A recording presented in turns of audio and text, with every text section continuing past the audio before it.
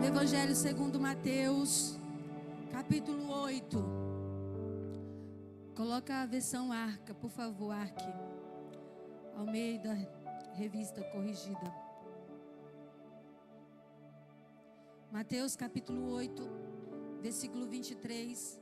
A palavra do Senhor nos diz assim: E entrando ele no barco, seus discípulos o seguiram.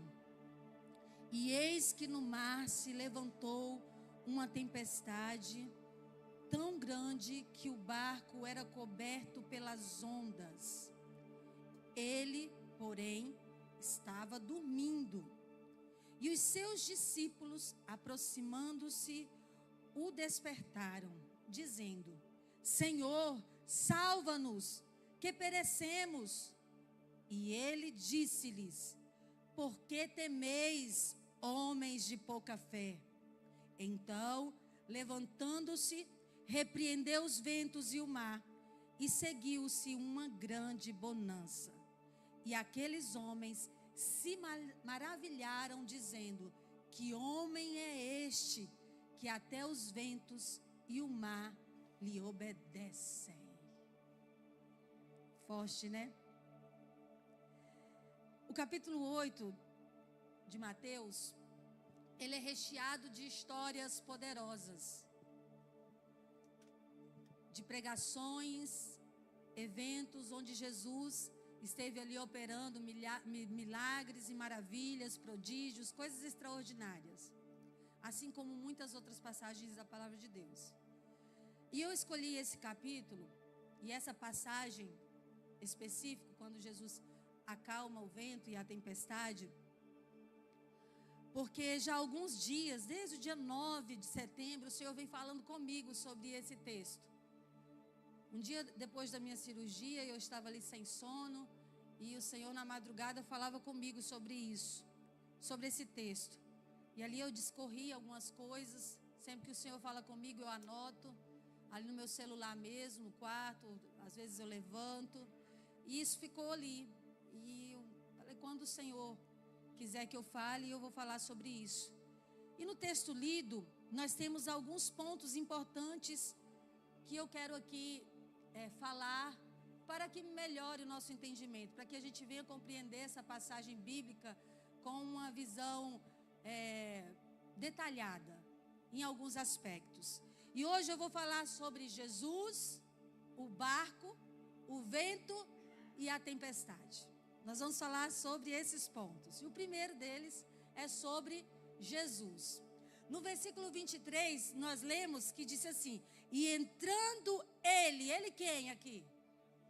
E entrando Jesus no barco, seus discípulos o seguiram. No barco estava então Jesus e os seus discípulos. A primeira coisa que eu aprendo aqui é que Jesus, ele precisa ser aquele que nos guia. Quem foi o primeiro a entrar no barco? Foi os discípulos ou foi Jesus? Quem foi o primeiro a entrar no barco? Foi Jesus ou foi os discípulos? Foi Jesus. Então a gente entende aí que existe uma direção. Jesus entra no barco e os seus discípulos o seguiram. A palavra de Deus diz, olha: E entrando ele no barco, seus discípulos o seguiram. Então nós encontramos aqui o quê? Uma direção. Alguém guiando outras pessoas. E quem estava conduzindo aqui era Jesus. Ele entra no barco para nos garantir que chegaremos seguros. Jesus foi o primeiro que entrou naquele barco. E em seguida os seus discípulos seguiram, mostrando que Jesus estava à frente em suas vidas.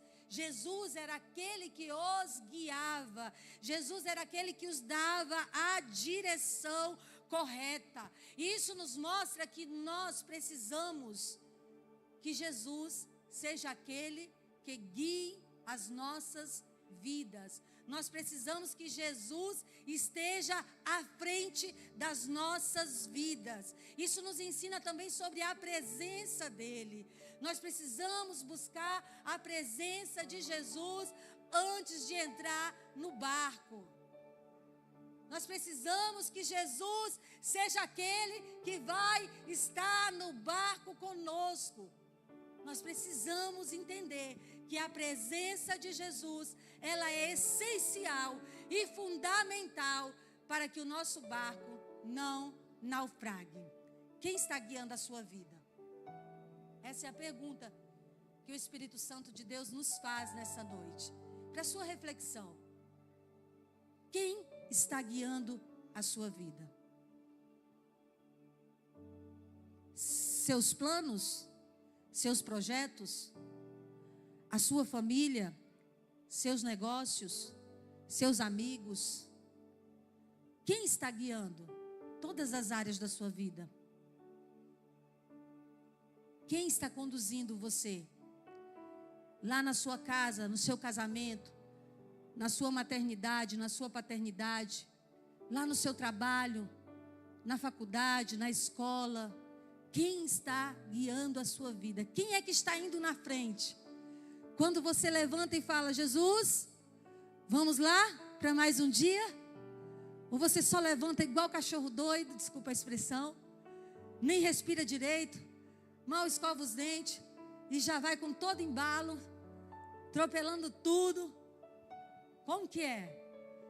Quem que vai à frente na sua vida? Segundo ponto, o barco. Então eu aprendo que a primeira coisa, Jesus é aquele que tem que me guiar. Jesus é aquele que tem que estar à frente na minha vida. A segunda coisa é sobre o barco. O versículo 24 diz: E eis que no mar se levantou uma tempestade tão grande que o barco era coberto pelas ondas. A tempestade era tão grande que aquele barco, ele era coberto pelas ondas. E eu te digo, se Jesus não tivesse naquele barco, ele teria naufragado, ele teria tombado e todos aqueles que estavam ali teriam morrido. Mas o barco aqui, ele representa nossos planos e projetos. Se Jesus não estiver nos nossos planos, eles podem ser frustrados. Se Jesus não estiver nos nossos projetos, eles vão ser frustrados. Não importa a qualidade do barco, não importa a marca do barco, não importa o valor do barco, ou seja, não importa a sua situação financeira, não importa a sua profissão ou a sua aparência, não importa a família que você tem, o berço onde você nasceu, o status que você está ostentando, nada disso importa. O que importa aqui é saber se Jesus está ou não no seu barco, está ou não nos seus planos, nos seus projetos, na sua vida. A palavra de Deus diz no livro de Provérbios, de número 16, versão NVI, capítulo 1 a seguir, diz assim, ó: Ao homem pertence os planos do coração, mas do Senhor vem a resposta da língua. Todos os caminhos do homem lhe parecem puros, mas o Senhor avalia o espírito. Consagre ao Senhor tudo o que você faz, e os seus planos serão bem-sucedidos. Você entende aqui que se eu fizer planos, projetos, e se Jesus não estiver neles, eles vão ser frustrados, eles vão dar errados. Mas se eu consagrar todos os meus planos, todos os meus projetos, a minha casa, a minha vida, a minha família a Deus, eles darão certo. A palavra de Deus que nos garante isso. É a palavra de Deus que nos afirma isso. Então não tem como dar errado. E por que nós teimamos e insistimos em fazer planos que não estão no coração de Deus, e aí as coisas dão ruim? Quando dá ruim, você corre atrás de Deus. Por que você não lembrou de Deus antes? Na hora que você estava fazendo, por que você não disse assim: Senhor, eu quero aquele carro? Senhor, eu quero muito abrir esse negócio, mas eu só quero, Senhor, se o Senhor quiser antes de eu querer. Se o Senhor estiver nesse negócio, eu quero. Se o Senhor não estiver, mesmo que eu deseje tanto, eu não quero. Por que nós não fazemos isso? Isso é consagrar ao Senhor os nossos propósitos. Isso é consagrar ao Senhor os nossos planos, os nossos projetos. E quando nós fazemos assim, ou o Senhor vai tirar do nosso coração, ou o Senhor vai aprovar e o resultado vai ser o quê? Sucesso. Vai ser ver a bênção de Deus me acompanhando, me seguindo. Porque as bênçãos do Senhor correm e alcançam aqueles que creem nele. Aquele que confia nele. Aquele que consagra os seus planos a ele. Nós não podemos confiar em nós mesmos, precisamos parar disso. E quando nós fazemos planos e propósitos sem consagrar o Senhor, nós estamos confiando em nós mesmos. E quando nós confiamos em nós mesmos, nós não temos a certeza de que Deus vai estar conosco. Nós precisamos parar de ser autossuficientes e entender que o meu barco é falível. Meu barco é uma estrutura falível. Aquele barco onde estava Jesus e os discípulos era falível. Ele só se tornou infalível porque Jesus estava lá com ele. Agora, quando nós não consagramos a nossa vida, a nossa casa, a nossa família, o nosso trabalho, tudo que nós temos ao Senhor, nós estamos dizendo, eu sou autossuficiente, eu confio na força do meu braço, eu confio na força desse barco, desse carro, desse negócio, eu confio nisso, naquilo, mas não em Deus. E aí o que acontece? Posso ser frustrado, os meus planos podem naufragar. Os projetos que não são gerados em Deus serão frustrados.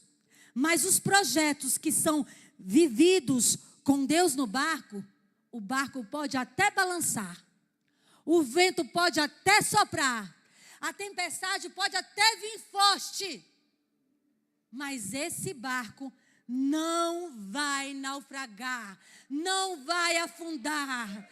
Eu só preciso ter a certeza que Ele está no barco. Foi Ele que fez esse negócio na minha vida. Foi Ele que estabeleceu isso na minha vida. Esse negócio é de Deus. Se eu tiver essa convicção, com certeza, os projetos darão certo. Os projetos que não são gerados, ok. Então eu preciso ter a convicção que eu estou sendo guiada por Jesus. E não só guiada, que Ele vai permanecer no barco comigo. Se eu tiver essa convicção, o meu barco, os meus negócios, os meus planos não vão ser frustrados. E aí o que acontece? Vou falar agora sobre o vento e a tempestade. 25. E os seus discípulos, aproximando-se, o despertaram, dizendo: Senhor, salva-nos, que perecemos. O que eu aprendo com isso? Esse versículo, ele nos ensina que Deus, Ele permite as dificuldades na vida do crente, que é guiado por Ele, pela presença dEle, e que coloca ele no barco. Esse versículo, ele me ensina que as dificuldades, que o vento, que a tempestade, ela não vem para me destruir, mas ela vem para nos fazer entender que jamais estaremos sozinhos em meio às nossas lutas, se for Ele aquele que te guia e que está no teu barco. Essa tempestade, meu irmão, ela não vai te destruir. Esse vento, minha irmã, que está soprando forte no teu casamento, na vida dos teus filhos, na tua casa e na tua família, ele não será mais forte do que a mão do Senhor que te sustenta, que te livra e que te guarda no meio dessa tempestade. Confia no Senhor, creia nele, descansa o seu coração, porque este vento que está soprando, essa tempestade, ela está te ensinando algo. E pode ser que a maior lição que ela está te ensinando é que você precisa aprender a confiar no Senhor. Confiar em Deus quando tudo vai bem não é fácil? É fácil e perigoso, não é verdade? É fácil e perigoso. Porque quando tudo está bem, às vezes a gente esquece de agradecer. Às vezes a gente esquece de dedicar a dependência a Ele. De confiar nele, esquece de louvar a Ele com aquilo que Ele está fazendo. Agora, quando você está no meio do vento e da tempestade, o que acontece? É um exercício diário, para que você aprenda a confiar, porque você já colocou Ele no barco, você já colocou Ele na frente da sua vida para te guiar, Ele já decidiu que esse plano é dEle, Ele está no barco com você. Por que então temer essa tempestade? Por que então temer esse vento? Não tema, meu irmão, não tema, minha irmã, se Jesus está contigo, isso não vem para te matar ou destruir, mas isso vai te fortalecer. Se você confiar e acreditar nele. Nas dificuldades, eu preciso me lembrar que Ele está no barco. Ele está me ensinando a confiar nele, mesmo quando pareça que Ele está dormindo ou que Ele não está vendo. Sabe aquele período de luta que a gente passa, que você acha que Jesus não está te vendo? Que você fica dizendo, Jesus fala comigo, Jesus fala comigo, Jesus faz alguma coisa e nada acontece. E você pensa, Jesus não está aqui, não está comigo. Parece que Ele está dormindo, não é verdade? Mas como que Ele vai estar dormindo? Se foi Ele que te direcionou nesse negócio, se é Ele que está conduzindo a sua vida, se é Ele que está te guiando, se é Ele que está nesse negócio, nesse barco, como que Ele não está te ouvindo? O silêncio de Deus, o sono de Jesus aqui, no meio Ele poderia estar acordado, Ele poderia ter evitado até que aquele vento viesse, do que aquela tempestade viesse, balançasse aquele barco e jogasse a água dentro do barco, como o texto diz. Ele poderia, mas Ele deixou. Ele estava ali, ó, e a água balançando, o vento soprando e Jesus roncando ali, ó, dormindo, roncando é por minha conta. E Jesus dormindo ali, tranquilo e calmo. E os discípulos que tinham colocado Ele à frente, guiando, e os discípulos que sabiam, tinham certeza, tinham convicção que Jesus estava no barco, se desesperaram. Como assim? Jesus está dormindo? Quantos de nós já nos desesperamos em meio a uma crise? Quantos de nós nos desesperamos em meio à tempestade e começamos a murmurar? Paramos de confiar. Sabemos que Jesus está ali, mas a primeira atitude é desespero. Oh, meus irmãos, precisamos deixar disso, precisamos entender se é Ele que está nos guiando, se é Ele que está conosco, e eu tenho convicção que Ele está nesse barco. Eu preciso me acalmar na hora da dificuldade, porque Ele não nos prometeu vida sem dificuldade, mas Ele nos garante que estará conosco quando Ele é aquele que nos guia. Não tenha medo quando parecer que Ele está distante, quando parecer que Ele está dormindo. Foi o que Jesus disse para eles. Foi o que Jesus ensinou a eles. Jesus disse no versículo 26, e Ele disse, por que temeis, homens de pequena fé? Por que vocês estão com medo, meus discípulos? Por que a fé de vocês é tão pequena? Sabe por que vocês estão com medo? Porque a fé de vocês é pequena. Quando a nossa fé é pequena, e aqui pequena no sentido de não ter efeito mesmo, de ser insignificante, nós vamos ter medo no meio da luta. Nós vamos passar por uma enfermidade e vamos ter medo, vamos ter dificuldade. Por quê? Porque a minha fé não é o suficiente. E aqui, se a gente parar para pensar naquela parábola do grão de mostarda, a gente pode dizer assim, pastora, mas a fé, a Bíblia diz, se eu tiver fé do tamanho, como, né? Se eu tiver fé como um grão de mostarda e não do tamanho, porque há uma diferença aí do como como do tamanho. Não há uma diferença? Muito grande. E aí é onde a gente se perde. Porque o grão de mostarda é a menor de todas as sementes, é isso? Porém, a árvore dela é o quê? Grande e forte. Então, essa é a comparação. Essa é a comparação. Como e não do tamanho. Então, eu preciso ter essa fé que pareça pequeno, mas seja grande. Não sei se eu fiz a colocação correta. Mas é isso. Quando Jesus diz para ele, por que temeis, homens de pequena fé? Jesus está falando para mim e para você.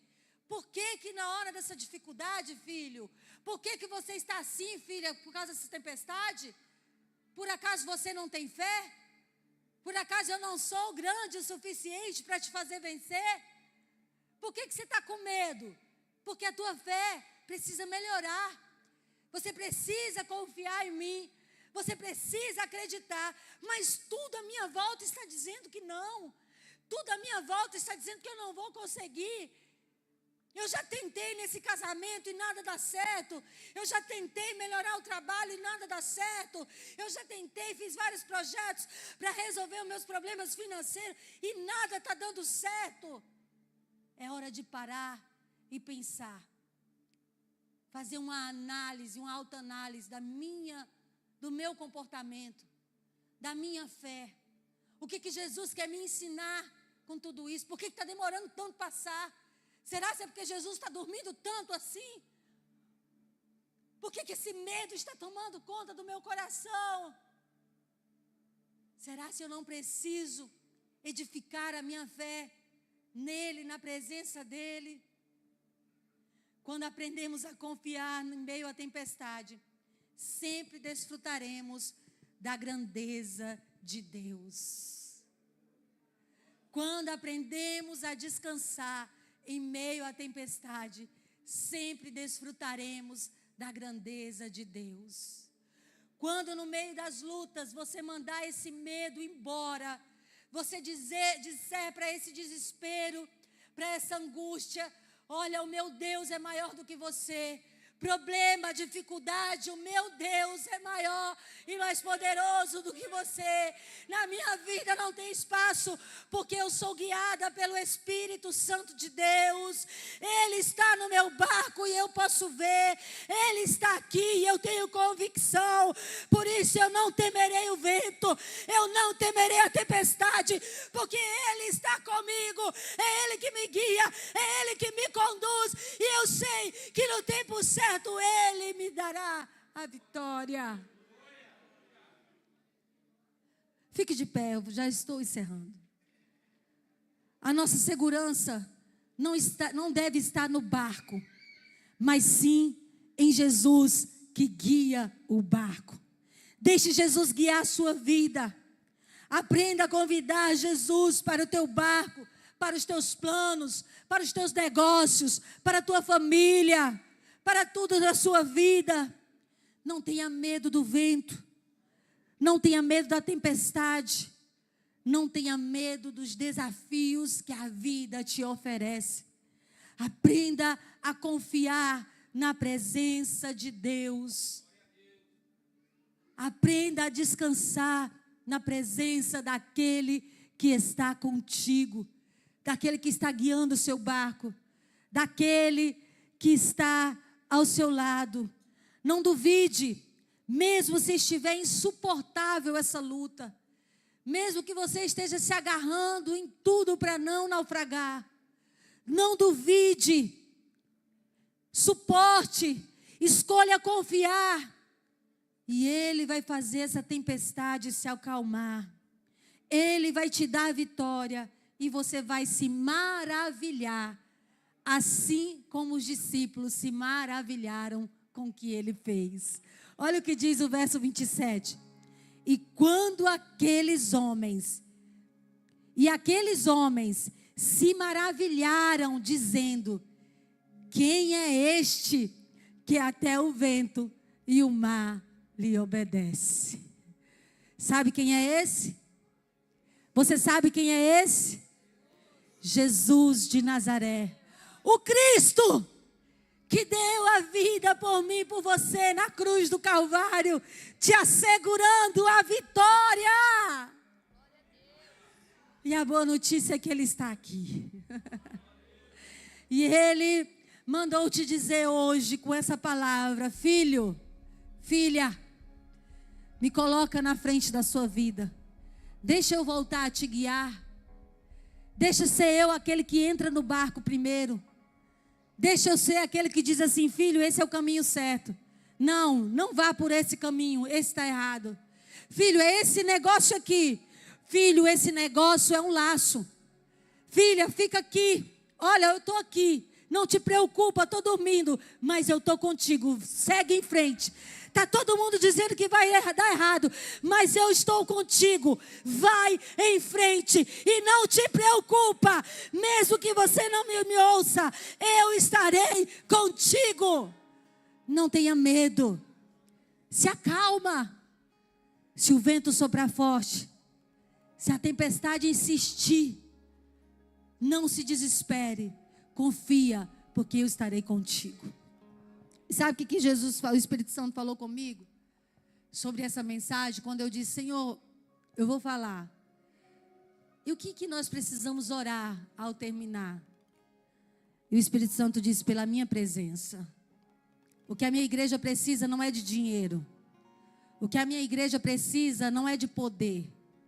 O que a minha igreja precisa não é de relacionamentos terrenos. O que a minha igreja precisa é da minha presença. Porque se ela tiver a minha presença, todas as outras coisas que ela precisa, eu vou dar.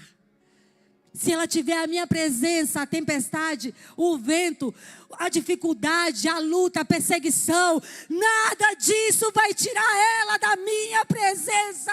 E dessa forma, o barco não afunda. E dessa forma, o vento não derruba.